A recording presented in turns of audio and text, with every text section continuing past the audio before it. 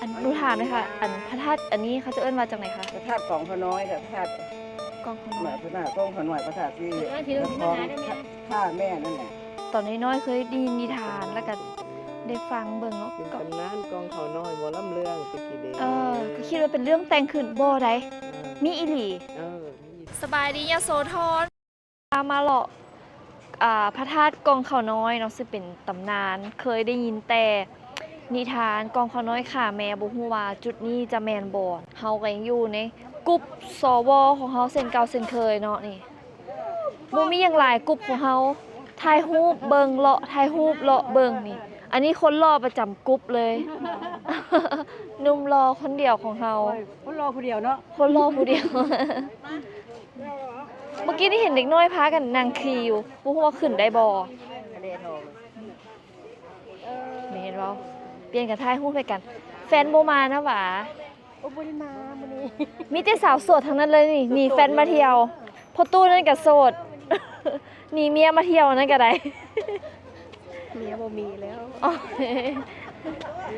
แกล้งสาวโสด คนอื่นโสดปลอมแต่อันนี้โสดแท้ สูตรแท้ๆได้นี่ โสดมาได้65 ปีฮอดบ่บ่ฮอด 66ปี 66 โอ้ยคิดว่ายังหากับ45 เดี๋ยวศตวรรษแล้วเดี๋ยวศตวรรษแล้ว ก็ม่วนไปอีกแบบนะพี่น้องเนาะมาเที่ยวกับผู้ใหญ่ขี่รถมาก็บ่ได้เมื่อยหลายแวะสุดทางแวะเหี่ยวพุ่นล่ะถ่ายรูปกันแบบนี้เลยไปวันนี้เฮาก็สิได้หนีป้าเพิ่นก่อนได้บัดนี้เพิ่นถ่ายรูปถ่ายฮ้อยไป แต่ละจุดนี่คือจึ้งดน คือเขาจะมีหลายบอลไปเนาะคือมื้อนี้เพิ่นให้ว่า30นาทีเอ้าเฮ็ดหยังก็เฮ็ดว่าเปลี่ยนกับถ่ายรูปมักเด้ลอตเตอรี่ เอาไปให้เพิ่นบาทได้ไป อันปูเพิ่นอยากได้ เพิ่นอยากได้ โอ้ต้นวาย จับมา2ใบขึ้นแม่ อัน ประมาณทีหนึงให้หนูเลย อันหนูถามเลยค่ะ อันพระธาตุอันนี้เขาจะเอิ้นมาจากไหนคะ พระธาตุกองขน้อยกับพระธาตุ กองขน หมาย ม พระธาตุกองขน้อยพระธาตุที่ ถึงว่าทีหนึงที่มาหาได้แม่ ท่าแม่นั่นแหละ อ๋อ ที่ คือ ไว้กระดูกแม่นั่นแหละ คืออันหนังการ์ตูนที่เคยได้ยิน แม่นค่ะ นิทาน นิทานหมอลำ โอ้ ห อั นั น ง อันนี้เป็นบอลที่เพิ่นกระดูกเพิ่นอยู่บ่นี่ แม่ค่ะ หนังก็มีหนังก็เล่น นี่เอาไปห้อยไข่คางทั้งไหนคนนั้นน่ะ โดยขอบคุณนะครับเดเฮามาฮอดแล้วเคยได้ยินแต่นิทานแต่น้อยแต่แน่เท่าไหร่คะบูซา แล้วแต่ท่านบุญครับหยอดลูกตู้นี่แล้วก็ยิบดอกไม้ทูบเทียนเลยนะครับ อ๋อแล้วแต่เป็นบ่ค่ะ ครับผม ได้ดอกไม้ทูบเทียนแล้วนี่โอ้เฮามามื้อนี้ถือว่าอากาศดีเลย ฝนหากะเซาแน่บ่จ้าพี่น้องฟ้าเป็นบดคือฝนสิตกแต่กับมันบ่แดดเด้อันนี้ไม่หยังโพนปวกว่ะบ่แม่นบ่แม่นบ่บรรยากาศร่มรื่นสงบดีขนาดไปเข้าไปไหว้ก่อนปะ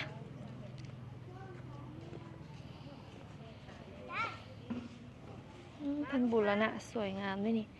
ตัดดอกไม้อีก พอรู้สึกว่าบ่ฮกเลย เป็นซุ้มสวยๆห่วยสิบ่ออกเลขควายเลขงัวเลขม้านี่บ่นี่ โอ้นี่บอก เราขาเมียเรา เราเลยโมโหยายกินข้าวบ่อิ่ม จะฮู้ได้จังได๋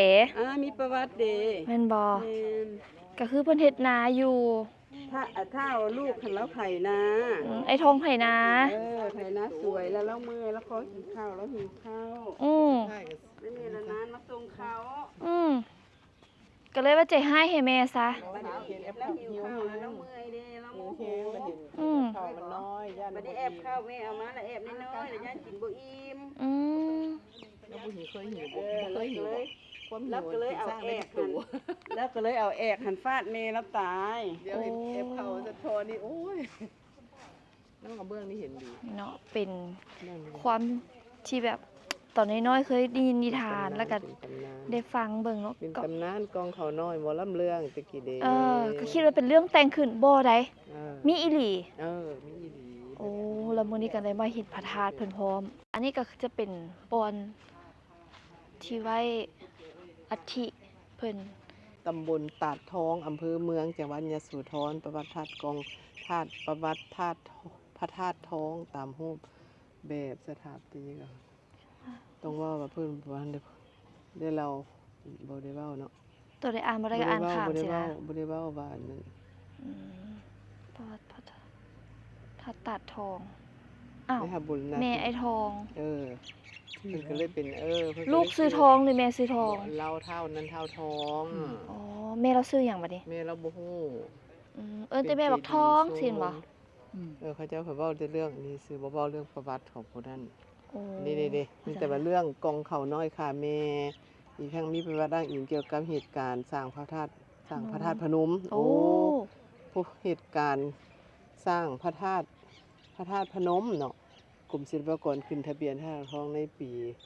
2439 อืม ในเขตที่ดินตั้งแต่พุ่นต้น1เนื้อที่1ไร่1งาน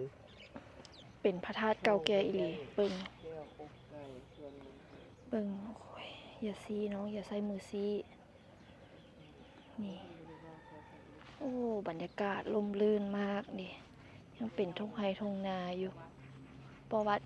เพิ่นยังบ่ได้เขียนอยู่ หรือว่าไผที่ว่าอยู่ยโสธรเนาะเจ้าถิ่นหรือว่าผู้ใดมีข้อมูลประวัตินิทาน เรื่องจริงแนวใด บอกน้องตื่นแหน่เคยได้ยินแต่นิทานลำเรื่องนี่มันก็จะมีเจ้าอัมโบอยู่พร้อม สมัยตะกี้ก็เฮ็ดเฮ็ดไร่เฮ็ดนาเพิ่นก็จะใส่งัวใส่ควายเด้เห็นบอกก็ต้องมีรูปปั้นงัวควายพร้อมหวยวันที่1นี้ออกควายบ่เนาะไม่นกกังแก่นกจิ๊บหลายเนาะอยู่นี่เนาะเพิ่นปล่อยให้เป็นธรรมชาติเพิ่นรักษาอนุรักษ์ไว้เว้ยเฮาเหยียบได้แม่นบ่ทุกคนเจ้าเอิ้นข่อยหยังป้า เอิ้นมาทางเอิ้นมาเอาเลขนี่ไอ้ทองบอกเลข 313เจ้าอยู่ไกลโพดเจ้าออกมาโลพี่มันจะงามมันถ่ายบ่เฮ็ด บ่พอจะอยู่นี่เด้ โอเคอยากกินอยู่นี่สวยอ่า1 2โอเค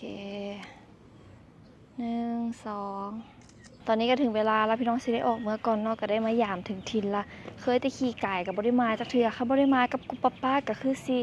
บ่ได้มาเห็นพระธาตุกองเขาน้อย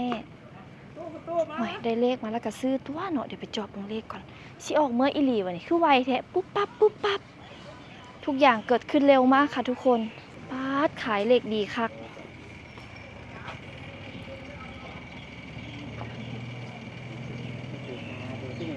หมดแล้ว313มันบอกว่า 25หมดนะ25หมด งวดวันที่1 เดือน 8เนาะไปกันได้ไหมเด้อขอบคุณครับ จำได้อยู่ด้วย โดยขอบคุณหลายๆอีเมลบัญชีเราได้พร้อมไปรถตู้เราเตรียมออกเดินทางแล้ว